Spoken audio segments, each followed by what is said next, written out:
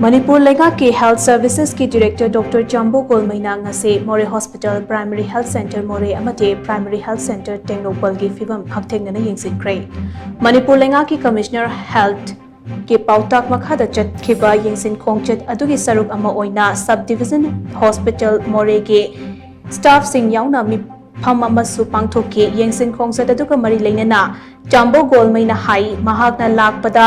मोरे hospital की OPD हांगलंबा नुंगाइबा फावी हॉस्पिटल असिदा लेरिबा रूम सिंह येंसिनबदा हॉस्पिटल असिगे चही अनि हेना फंक्शन तौदना लेरंबा खुदसु खुलाई कया लेरंबा थेंगनखे मसिदा सुनतना operation theatre general ward ICU delivery ward अमदे चिल्ड्रन वार्ड के फिबम सोकलंबगा लोइना खुदसु खुलाई सिंह असिसु अनोबो ओइना सिंदोकपगी मथौ ताबा कया यावरे हॉस्पिटल असिदा इसिंगी अवापा कया मायोकनदुना लेरंबा थेंगनखे पीएचईडी के वाटर रिजर्वर टैंक तगे हॉस्पिटल तमना पुरक्पा इशिंगी पाइपलाइन सिंह काइबा अमसुंग हुरानखिबना मरम ओइरगा इशिंगी अवापतु मायोकनबा ओइबा याय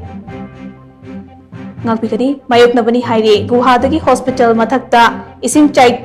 चिंखतनबा वाटर पंप फाउबा लेरमखिदे सब डिविजनल हॉस्पिटल मोरे की स्टाफ सिंगना लेनबा क्वार्टर दा सिक्योरिटी पर्सनल सिंग लेरंबा थेंगनखे सब डिविजनल हॉस्पिटल मोरे अमते प्राइमरी हेल्थ सेंटर टेक्नोपल अमसोंग मोरे की अवाट अपा कया लेरिबा से हेल्थ कमिश्नर गा तानरगा थबक तोंथोकनबा होटनगनी हाइनसो डॉक्टर चंबो गोलमैना थाजब पीखे येंसिन खोंगचद अदुदा टेक्नोपल डिस्ट्रिक्ट के सीएमओ डॉक्टर पी आंखोंग रोंगमै अमसोंग मरी लेनबा डिपार्टमेंट के स्टाफ कया सु सरुक याखी अना ये याम लेबनिना अदुगा प्राइमरी हेल्थ सेंटर सु होजिक से होइदा ट्रीटमेंट तौदना लेबने अदुना असुगी अदुगी सब डिविजनल हॉस्पिटल से रिनोवेशन तौरबा रिपेयरिंग तौरबा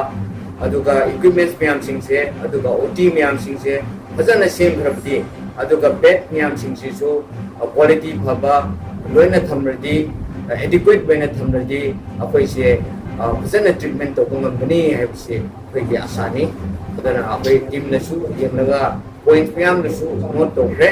अदुगा अखोई के स्टाफ म्याम गसु इंटरेक्ट तौरगा मखोई दे के लिस्ट सु लौरगा अखोई उरगा हसिका लारनी अदुगा मियाम के पब्लिक की कोऑपरेशन से दरकार हुए